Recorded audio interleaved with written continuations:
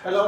आज के वीडियो में अलंकार व्याकरण का जो इम्पोर्टेंट चीज़ है, जो बिहार सब इंस्पेक्टर आने वाली परीक्षाओं में के लिए इम्पोर्टेंट है, उसमें दो पेपर में, एक पेपर मेन में हिंदी है, उसी हिंदी में अलंकार है जो विशेष रूप से पूछा गया है।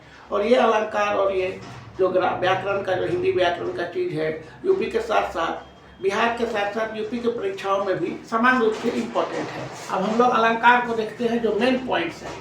अलंकार का मतलब शाब्दिक अर्थ होता है गहना। जिस प्रकार गहना पहनने से लड़की का, स्त्रियों का तो सौंदर्य में वृद्धि होती है, सुंदरता में वृद्धि होती है, उसी प्रकार व्याकरण में अलंकार वो है जो काव्य की सुंदरता को बढ़ा देता है। काव्य मतलब कविता, काव्य की सुंदरता को जो बढ़ावे, कविता की सुंदरता को जो बढ़ावे, वो अलंकार है। ये अलंकार दो प्रकार का होता है, शब्दालंकार और अर्थालंकार। इसका भी विभिन्न प्रकार है। शब्दालंकार भी कई प्रकार का होता है, जैसे अनुप्रास, यमक, श्लेष मुख्य प्रकार। अर्थालंकार चार प्रकार का मुख्य है। एक उपमा है, रूपक है, उत्प्रेक्षा है, अतिशयोक्ति है। अब हम लोग पारापारी सबके बारे में देखेंगे। अनुप्रास में क्या होता है कि व्यंजन वर्णों का दोहराव होता है। अनुप्रास में क्या होता है कि बार बार एक ही शब्द आता है, व्यंजन वर्णों का दोहराव होता है।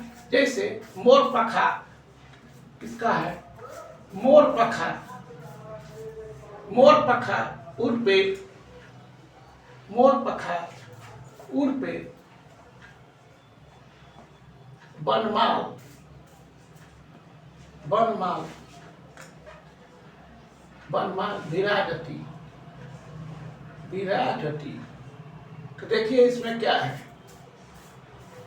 बनमाल, मोर पखा उड़ पे, बनमाल विराजती में बार बार क्या आता है, क्या चीज दोहराव हो रहा है? ब व्यंजन है, बार बार दोहराव आ रहा है, तो इसमें आपको अनुप्रास अलंकार होगा। यमक में क्या होता है कि एक ही शब्द का अलग अलग अर्थ होता है। यमक अलंकार में एक ही शब्द का अलग अलग अर्थ होता है और हर बार अर्थ बदल जाता है। जैसे काली घटा, काली घटा का, काली घटा का घमंड घटा। इसमें देखिए घटा दो शब्द है, एक ही शब्द है घटा, लेकिन इसका अर्थ दो है। एक में घटा वर्षा काल है और दूसरे में घटा कम होना है। तो यमक में एक ही शब्द का अर्थ अलग अलग हो जाता है। शब्द घटा ही है, लेकिन एगो में घटा, एक घटा में, शुरू वाले घटा में वर्षा काल है और दूसरा वाला घटा में घट जाना है, कम हो जाना है। इसी तरह से हम लोग अब श्लेष अलंकार, श्लेष का मतलब है कि एक ही अर्थ में दो अर्थ आ जाएंगे, दो अर्थ। श्लेष मतलब होता है चिपकना, तो एक ही अर्थ में दो अर्थ चिपके रहते हैं, ठीक है ना। इसको हम उदाहरण के द्वारा देख रहे हैं। श्लेष का क्या उदाहरण हो सकता है? एक ही अर्थ में दो अर्थ चिपके रहते हैं। जैसे मधुबन की छाती को देखो, मधुबन की छाती को देखो, बच्चन का कविता है। मधुबन की छाती को देखो, सूखी इसकी, सूखी इसकी कितनी कलियां, कितनी कलियां। श्लेष में बता रहे हैं। इसमें दो अर्थ चिपके हुए ही आ जाते हैं, साथ साथ आ जाते हैं। तो मधुबन की छाती को देखो, सूखी इसकी कितनी कलियां। तो इसमें सूखी इसकी कितनी कलियां, इसमें क्या है? कलियां जो है वो फूल खिलने से पहले का स्थिति है, और एक कलिया का मतलब होता है यौवन पूर्व की स्थिति। तो यहाँ पे दो अर्थ है कलिया का। पहला अर्थ है कि खिलने से पूर्व जो फूल की दशा होती है वो है, और दूसरा अर्थ है यौवन पूर्व, जवानी के पहले की स्थिति। तो ये बच्चन का फेमस कविता है जिसमें श्लेष अलंकार का प्रयोग हुआ है। तो शब्दालंकार हम लोग का खत्म हो रहा है।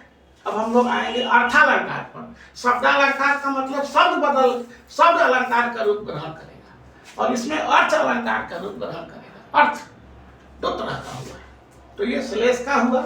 उपमा, अब देखिए, अब अर्थालंकार पर हम लोग जाएंगे।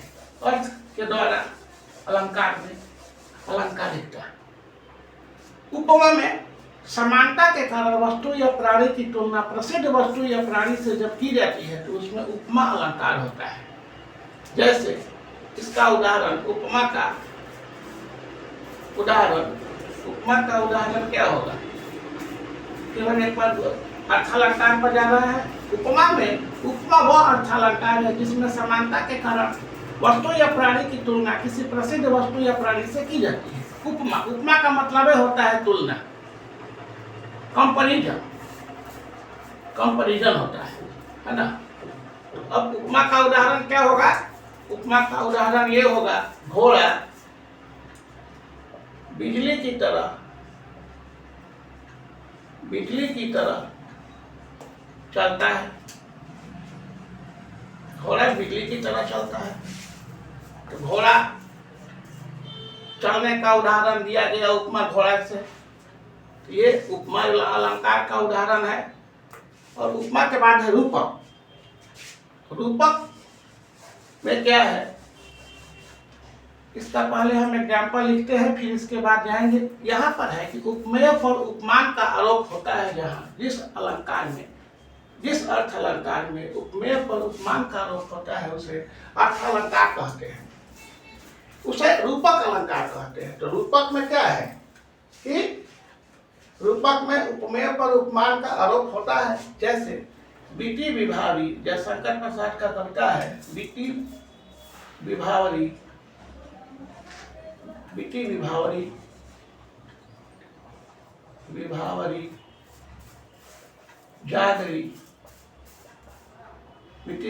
जागरी, है ना।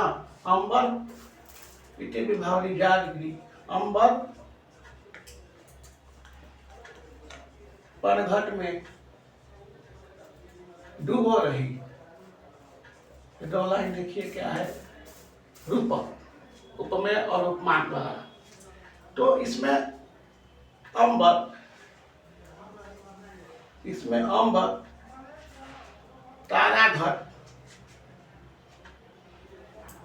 अभी एक लाइन और लिखिए, इससे क्लियर नहीं हो रहा है। डूबो रही ताराघट उषा नागरी, लाइन कंप्लीट करें। ताराघट उषा नागरी प्रसाद की फेमस कविता है, जिसमें कि रूपक अलंकार का प्रयोग हुआ है। अंबर देखिए कैसे, तो अंबर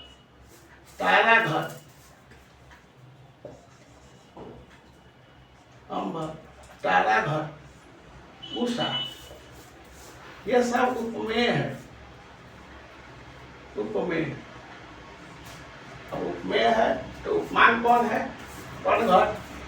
क्रमशः, इसमें क्रमशः अंबर का पता रहना, क्रमशः जो है पनघट,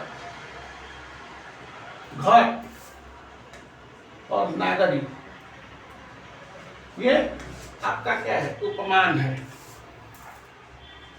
तो उपमेय पर उपमान का आरोप हो वहां रूपक अलंकार होता है। अंबर का उपमेय है जिसकी तुलना की गई है। अंबर का पनघट से, ताराघट से घट का, उषा से नागरी का। इस लाइन में रूपक अलंकार है। इसमें कौन अलंकार है? रूपक अलंकार और अलंकार। एक अगला अलंकार है उत्प्रेक्षा। उपमेय में कल्पित उपमान की संभावना हो तो वहां उत्प्रेक्षा अलंकार होता है। ये उत्प्रेक्षा अलंकार में उपमेय में कल्पित मान की संभावना होती है, वहां उत्प्रेक्षा अलंकार होता है। तब उत्प्रेक्षा अलंकार का क्या हम लोग उदाहरण दे सकते हैं? उत्प्रेक्षा का देखिए, रूपक का देखिए, उत्प्रेक्षा अलंकार का क्या एग्जाम्पल है? उत्प्रेक्षा कैसे समझ में आएगा? तो इसका एग्जाम्पल देते हैं। जनु वर्षा ऋतु,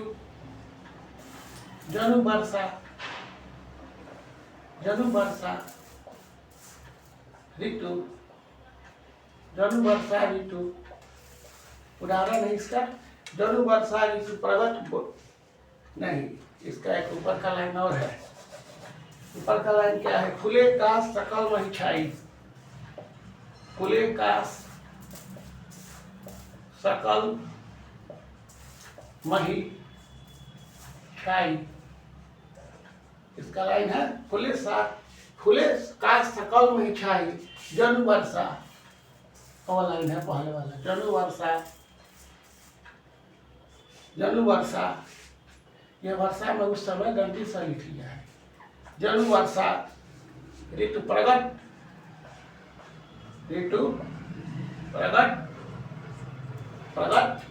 बुढ़ाई। ये उदाहरण है उत्प्रेक्षा का। फूले का सकल मही छाई जनु वर्षा ऋतु प्रगट बुढ़ाई। इसमें क्या है कि काश का फूल, इसमें काश का फूल जो है, इसमें क्या है कि काश का फूल उपमेय है। काश का फूल उपमेय है। और वर्षा काल का बुढ़ापा, वर्षा काल का बुढ़ापा, वर्षा काल का बुढ़ापा जो है वो उपमान की संभावित कल्पना है। उपमान की संभावित कल्पना है।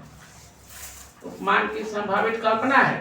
तो देखिए बोले ना कि उपमान की संभावना होगी, वहां पर क्या होगा, उत्प्रेक्षा अलंकार। अब एक इंपॉर्टेंट लास्ट अलंकार है अतिशयोक्ति।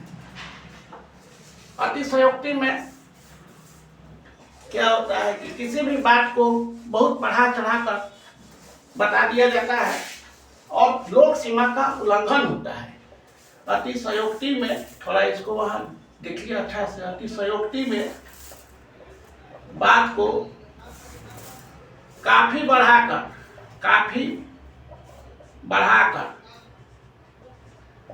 बताया जाता है। वहां अतिशयोक्ति